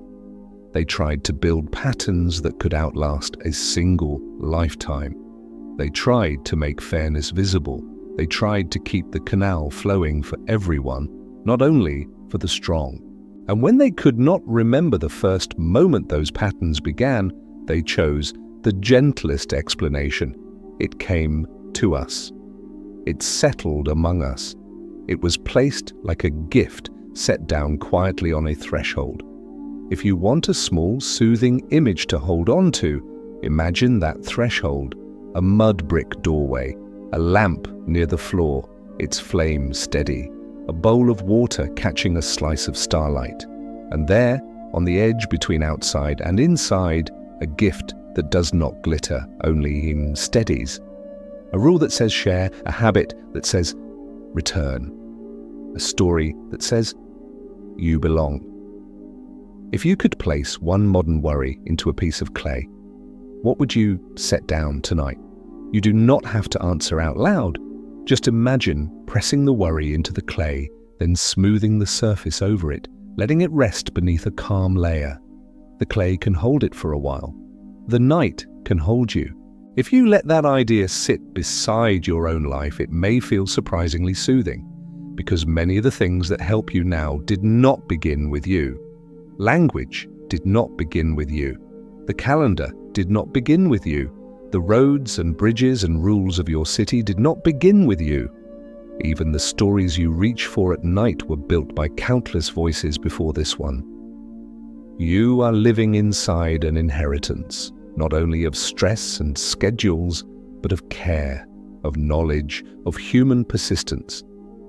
And when the day feels heavy, it can help to remember that you do not have to carry the whole world alone. You are allowed to lean on routines, on community, on a simple breath, on a quiet story.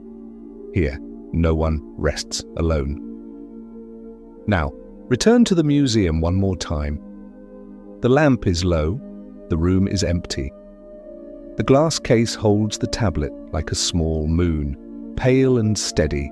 The wedge marks do not demand you understand every detail. They only ask you to notice that someone long ago wanted the thread to continue. Imagine the scribe's hand, the reed stylus, the damp clay, the slow patience. Each mark is pressed, then lifted, leaving a tiny shadow of meaning. It is almost like breathing. Press, release, press, release. Outside the scribe's room, the city is asleep. The canals still move, but more quietly, as if they have lowered their voices for the night. A stray dog turns once on the ground, searching for the coolest patch, then settles. Far away, a frog calls, and the sound is so brief it feels like a single dot of ink. The scribe pauses for a moment, not because he is tired, but because he is listening. He lifts the tablet slightly, feeling its weight, feeling how the clay holds warmth, the way a cupped hand holds tea. Then he sets it down again and continues, letting the stylus fall with gentle certainty.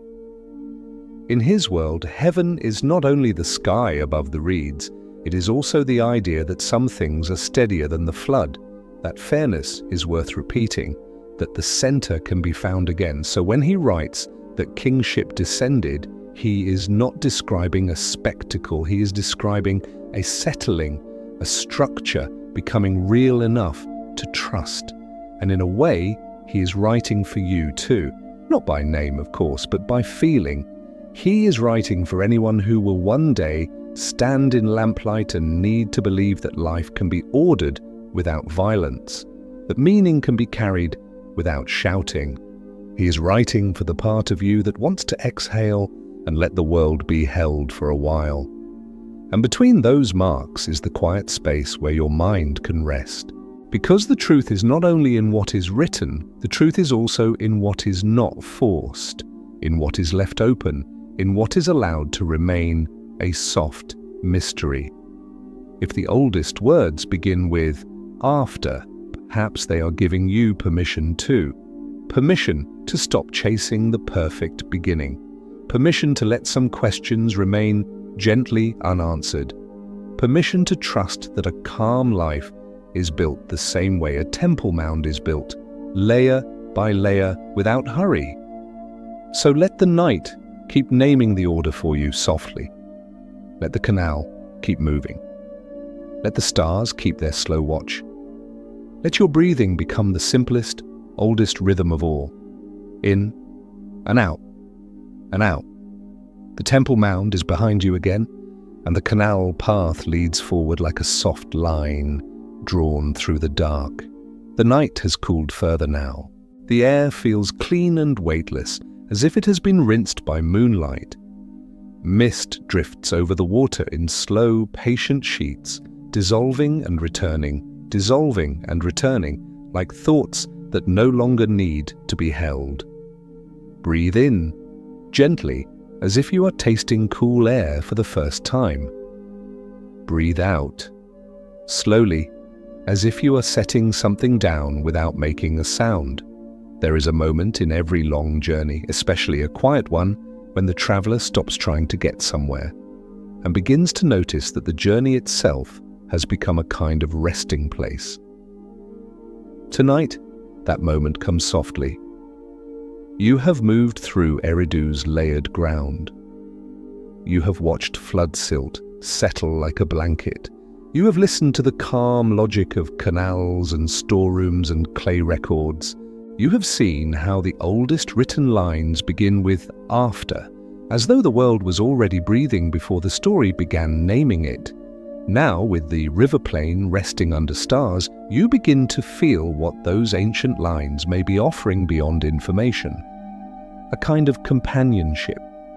Because when the day is loud and modern life feels too fast, it can be strangely healing to remember that human beings have always lived inside uncertainty and have always tried to soften it with rhythm. We build routines the way they built temples, layer by layer, returning to a footprint until it becomes a home. And stories are how we carry that home inside us. In Mesopotamia, the earth itself carried memory in layers, but layers can be confusing. Layers can bury what you want to see. Layers can smooth away details until only outlines remain. So the human mind, tender and persistent, learned another way to hold what mattered. It made a thread made of repeated phrases, remembered lines, shared meanings. A thread made of myth, quietly, lovingly, stitched through gaps in knowledge the way a patient hand stitches cloth after a tear. That is what myth can be on a calm night like this. Not a debate, not an argument, not a sharp demand to believe. Just a gentle way of saying the world has shape, even if you cannot see every edge. And perhaps that is why the phrase kingship descended feels less like a historical claim and more like a lullaby of stability. It says, order was not only invented in a stressful struggle, order was received, order arrived, order settled. If you let that settle inside your own chest, it can be deeply soothing. Because modern life is full of things that do not feel chosen, full of systems already in place before we arrive. Calendars, rules, roads, responsibilities. And the mind can grow tired trying to control every part of it. So the ancient line whispers something different. You don't have to create everything alone. You can rest inside what has already been built, when it is kind, when it is fair, when it is steady, and when what has been built feels harsh, you can still build small, gentler structures in your own life, a ritual, a breath, a quiet story. Now imagine this, a river at night is a kind of book that never closes. Its surface holds reflections, then lets them go. Its current carries pieces of the past, then moves on. The river does not cling, it remembers by moving. If your mind has been clinging to a worry, a regret, a pressure for tomorrow, let the river teach you a softer memory. A memory that holds what matters but does not grip. In, out. As you continue along the canal, you begin to notice how the landscape is both wide and intimate. Wide in the sky, wide in the horizon, but intimate in the details. The reeds close to your shoulder, the small ripples, the smell of wet earth, the delicate hush of a nightbird shifting in sleep. History can feel wide like that too, so wide it overwhelms, so wide it becomes abstract. But tonight we have kept it intimate, a tablet in lamplight, a hand smoothing clay, a temple footprint returning, a flood layer like a blanket. And because it is intimate, it becomes safe to hold. Somewhere along this canal path, you come to a small bend where the water is still enough to reflect the moon almost perfectly. In the reflection, the moon looks like a pale coin resting on velvet. The reeds frame it. The stars scatter around it. And for a moment, you can't tell what is above and what is below. Sky becomes water. Water becomes sky. The world feels upside down and right side up at the same time. Quietly, beautifully confusing. This is what a soft mystery feels like. Not frightening, not urgent. Just gently puzzling, the way a dream can be puzzling, without making you want to wake. If you want, let that reflected moon stand for the ancient phrase itself. Kingship descended. A moon in water, a meaning in metaphor, a truth held not by force, but by reflection. Now let us drift back again, slowly, into the museum room, as though your imagination has learned the path and can walk it without effort. The museum is closed, the hallways are dim. A guard's footsteps are far away and unhurried. Inside a quiet room, a small lamp glows above a case. The clay tablet sits there like a small, sleeping island. Dust drifts through the light in slow spirals like tiny galaxies. You stand before it, calm. You do not feel pressured to solve it. You simply let it be near you. This is one of the most gentle lessons ancient objects can offer. They do not demand your performance. They do not ask you to hurry. They do not measure your worth by how quickly you understand. They simply exist, steady and patient, reminding you that time is bigger than today's anxiety. And if you listen, really listen, you might hear the quietest sound in the room, your own breath. In, out. Behind the tablet, beyond the glass, beyond the museum's walls, is the river plain again. And beyond the river plain is the deep time of after. The feeling that the world was already underway long before any single person could claim to be the beginning. That feeling, strangely, can make modern pressure feel smaller.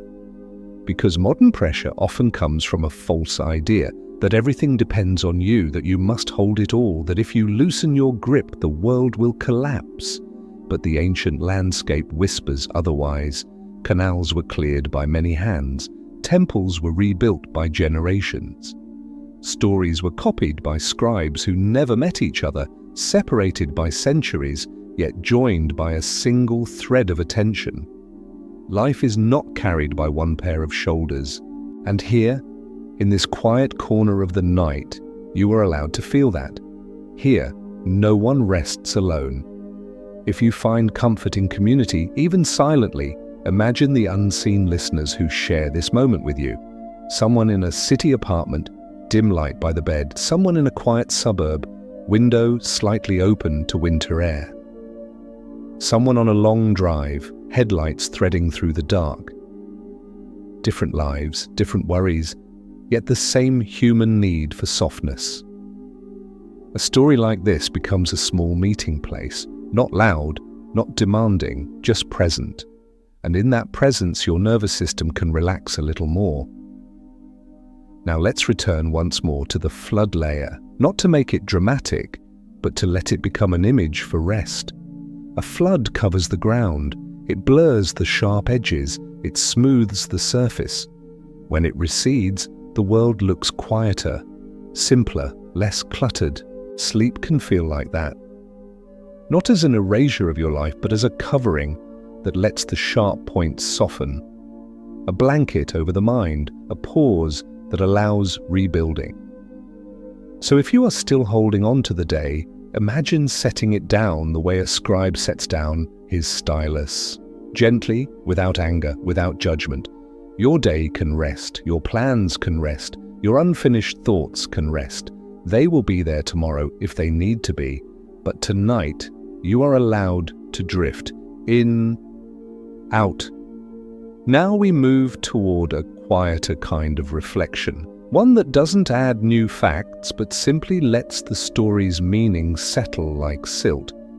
The Sumerians lived with gaps in memory the way they lived with floods. They accepted them as part of the landscape. And rather than letting the gaps become fear, they filled them with a thread of story that made the world feel held. When they could not remember exactly who laid the first brick, they honored the brick by returning to the footprint. When they could not trace the first moment authority became stable, they described it as a gift that descended and settled. And in that description is a gentle invitation for you. You do not have to force clarity out of every mystery. You do not have to hunt answers with clenched fists. Some things can remain softly open. Some questions can be placed on a shelf like an ancient tablet resting behind glass, safe and quiet. Not because they don't matter, because you matter too. And you deserve rest. If you could choose one thought to let go of tonight, just one, what would it be? You don't have to answer out loud. Just imagine placing it into the river, watching it become a small ripple, then watching the surface return to calm. Now let the museum lamp dim slightly in your mind. Let the dust drift more slowly. Let the clay tablet feel heavier, steadier, as if it has become a small anchor for your attention. Because we are nearing the final descent of the story, where we will stop reaching outward and begin returning inward. Back to the earliest images, clay in the palm, moon on water, temple footprint in silence. Back to the simplest truth the past offers on a night like this. Not everything needs to be explained. Some things only need to be felt. Some mysteries do not ask to be opened. They ask to be held gently until sleep arrives. And soon, very soon, we will place the tablet down in your imagination, like closing an ancient book without a sound. We will let the river keep flowing without us watching. We will let the night do what it does best.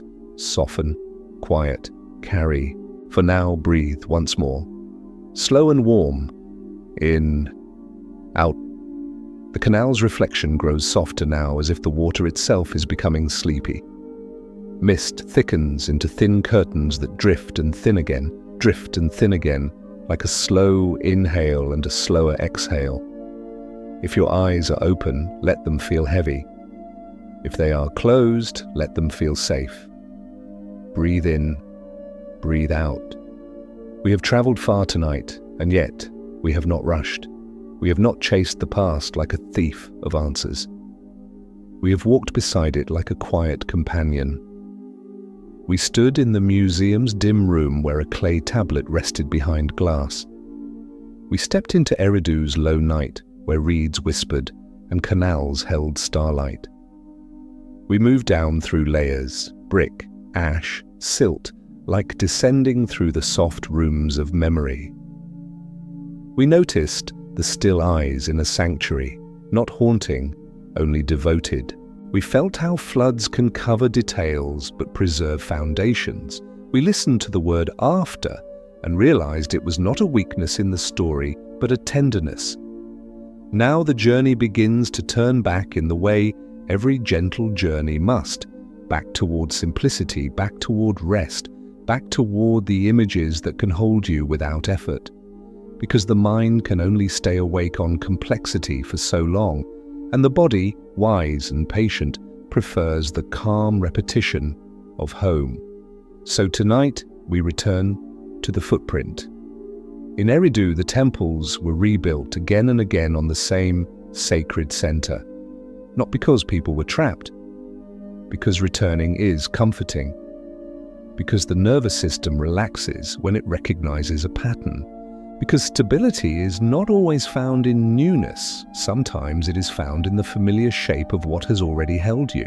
If you have ever returned to a quiet place, an old neighborhood, a childhood song, a family recipe, a familiar blanket, you know this kind of relief. The heart loosens, the breathing deepens, the mind stops scanning for danger. The ancient builders of Eridu seem to know this instinctively. They returned to the same place, laid bricks in the same orientation, honored the same center across generations. And in that steady practice, the city itself became a lullaby. Tonight you can borrow that lullaby. Your footprint does not have to be a temple mound. It can be small, a bed, a pillow, a dim light, a cup of water, a slow breath that you do not force. Even the act of listening is a footprint, a place you return to when the day has scattered you.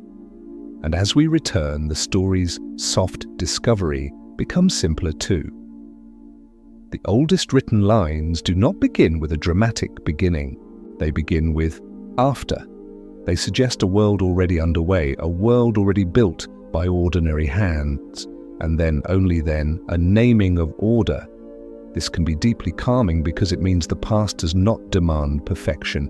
It accepts that beginnings can be buried. It accepts that memory can break.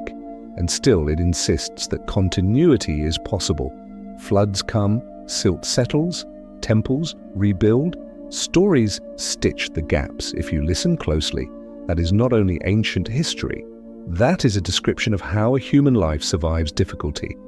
A hard season comes like high water. It covers the usual routines, it blurs clarity, it makes you feel like you are floating. And then slowly the water lowers. You rebuild what matters. You return to your footprint. You make a small ritual, steady again. A meal, a walk, a quiet evening, a story before sleep. And without fanfare, order returns. Maybe this is why the scribes said kingship descended, not because they wanted to make power dramatic, but because they wanted to describe a settling, the way calm settles after turmoil, the way a room becomes peaceful once the door closes, the way a mind becomes quieter once it stops fighting itself. Now let us come back to the museum lamp for the last time in the gentlest way. The museum is dark and closed. The city outside is quieter than it was earlier in the night. Even the distant traffic seems softened, as if wrapped in fog. Inside the room, the clay tablet rests under a pool of light. Dust drifts like slow snow. The glass case reflects a faint shimmer, like a thin sheet of water. You stand there, not as a researcher, not as a person under pressure, just as a human being who needs rest. And in that stillness, the tablet feels less like an artifact and more like a companion, a small object that has traveled through floods and fires and years, quietly surviving. It does not explain everything. It does not solve the gaps. It simply offers proof that something can endure. If your own life has felt fragile lately, if you have felt worn down by speed, by stress, by too many expectations, let the tablet offer you this quiet reassurance. Endurance does not require drama. Endurance can be slow. Endurance can be ordinary. Endurance can be as simple as returning again and again to what steadies you. Now, imagine lifting the clay tablet in your hands, not behind glass now. In your imagination, it is warm, warm as if it has absorbed lamplight. It has a weight that feels grounding. Your fingers trace the small wedge marks. You don't need to translate them. You only need to feel that someone made them carefully, without rush, with attention. That attention is a form of care, and perhaps the deepest healing in history, especially history told softly, is remembering that human beings have always cared in small ways. They cared by channeling water so fields could live. They cared by rebuilding temples so communities could gather. They cared by pressing marks into clay so memory could last. They cared by telling stories that made a changing world feel held. Tonight, you can receive that care simply by listening. Breathe in, breathe out. Now the images begin to simplify further. The canal becomes a single line of moonlight. The temple mound becomes a soft silhouette. The museum lamp becomes a gentle glow. The dust becomes slow drifting points of light. And underneath all of it, the same message repeats without words: return, rebuild, rest. In Eridu, the temple footprint was a return. In your life, sleep can be the same. Sleep is not giving up. Sleep is rebuilding. Sleep is the flood that covers the sharp edges so the mind can soften. Sleep is the silt blanket that lets the nervous system settle back into its foundation. So if you have been resisting sleep, if you have been afraid that closing your eyes will leave something unfinished, let the ancient city offer you a gentler truth. Not everything must be completed tonight. Not every mystery must be opened. Not every worry must be solved. Some things can be placed down like a clay tablet, set gently on a shelf. Some questions can rest behind glass. Some days can end without being perfectly understood, and that is enough. If tonight's story reminded you of a beautiful memory, feel free to share it below. When you are ready, If it brought you calm, leave a gentle comment for yourself, like placing a small lantern on your own path. And if you'd like to return to this quiet corner again, don't forget to subscribe for more peaceful nighttime journeys. Now let the last steps be only breath in, out. Let your shoulders sink, let your hands loosen, let your tongue rest, let your forehead smooth. The temple mound fades into the distance, the canal quiets, the museum lamp dims, and you remain safe, warm, held by the slow thread of the past. The night is very quiet now, not the kind of quiet that feels empty, but the kind of quiet that feels full of slow, drifting air, full of softened thoughts, full of a calm that does not ask you to explain anything. If you are still listening, let yourself listen the way you might listen to rain, without effort, without needing to hold every word. Let the sound of the story become part of the room. Breathe in, breathe out. We have reached the gentle end of our journey, the place where we stop walking and simply rest. We do not need new details here. We do not need more names, more facts, more direction. The last part of a sleep story is not meant to awaken the mind, it is meant to lower the lights inside it. So we return to the first images like a lullaby returning to its chorus. A dim museum lamp, a clay tablet under glass, dust drifting like tiny stars, a quiet city sleeping beyond the walls. And then the museum dissolves, as it has dissolved all night, into the ancient river plain. Eridu, a low silhouette against indigo sky.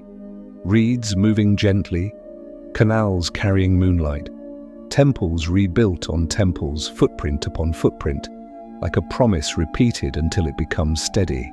You can feel the warmth of the clay tablet in your palm again, warm as if it has absorbed the night's gentle glow. You can feel the tiny wedge marks under your fingertips, not as a puzzle, but as texture, as proof of care. As a quiet reminder that someone once sat beside a lamp and pressed meaning into earth, patiently, without rush. And you can feel what our story has been holding, softly, all along. That the oldest words do not always begin with a beginning. Sometimes they begin with after. After the world was already here. After people had already been living and building and repairing. After canals had already been dug and temples had already risen. After the first bricks had already been laid by hands whose names we no longer know. And because those names were buried, because floods smoothed the ground, because time covered the details, story became the thread. Myth became the gentle stitching. The line kingship descended became a way to say order arrived and settled, continuity was received, structure was held. Tonight, you do not need to decide exactly what it means in a historical argument. That is not the work of this hour. The work of this hour is rest, and the rest is simple. Not every mystery needs to be opened. Some mysteries only need to be allowed to be quiet. There is a kind of peace in that. The world is filled with questions that demand answers at high speed, but deep time moves differently. Deep time moves like the river, slowly, steadily, without panic. It covers and reveals in its own rhythm. It does not ask you to solve it before you sleep. So now imagine what the end of the journey looks like, very gently. You are standing in the museum room again. The lamp is low, the air is cool, the glass case is still. The clay tablet rests inside, safe. Dust drifts in slow spirals, as if the room itself is breathing. You lift your hand, and in your imagination, you do something simple. You place the tablet down, not with a sound, not with urgency, just softly, like closing an old book without a click, like setting a cup on a table without rattling it. The tablet is no longer in your hands. It can rest now, and you can rest too. If your mind tries to carry the last question, if kingship came after who laid the first bricks, Let that question become lighter. Let it float upward like a small wisp of smoke from a lamp. Let it drift to the ceiling of your mind where it can dissolve without needing an answer. Because there is a gentler truth underneath the question. Even if we cannot name the first hands, we can still honor the human act of building. Even if we cannot find the first moment of order, we can still receive the gift of steadiness now. Even if memory breaks, the thread can continue. And in your own life, that thread continues too. Maybe you have had seasons that felt like floods, busy months, hard changes, worries that covered everything. Yet here you are, listening, breathing, still returning to a footprint that can hold you. That is endurance, quiet, ordinary, real. Now the imagery begins to fade the way it should. The museum lamp dims, the dust slows, the glass becomes invisible. The tablet becomes only the idea of something old and safe. Eridu fades into a softer silhouette. The canal becomes a thin line of silver, then a memory of silver. The reeds become a hush. The sky becomes a deep, gentle darkness. And all that remains is breath. In, out, in, out. Let the out-breath be a little longer, like the body's way of saying, it's okay now. If you are still holding tension, let it drop in small places. Let your shoulders sink. Let your hands unclench. Let your legs feel heavy. Let your face smooth out, as if you are falling asleep into warm water. Here, no one rests alone. Every story from the past is a soft lantern in the dark, gently lighting our way tonight. And now, a final thought, light as a feather, to carry you into sleep. The most beautiful things often arrive in silence. Order can settle without force, peace can return without fireworks, and sleep can come without you earning it. If this story brought you calm, leave a gentle comment for yourself. When morning comes, if tonight's story reminded you of a beautiful memory, feel free to share it below, whenever you feel ready. And don't forget to subscribe for more peaceful nighttime journeys with ancient sleep story. Now you don't have to do anything, just breathe in, out. Let the story dissolve the way dust dissolves into darkness. Let the canal keep flowing without you watching. Let the temple keep its footprint without you holding it. Let the tablet rest in its quiet case and let yourself drift.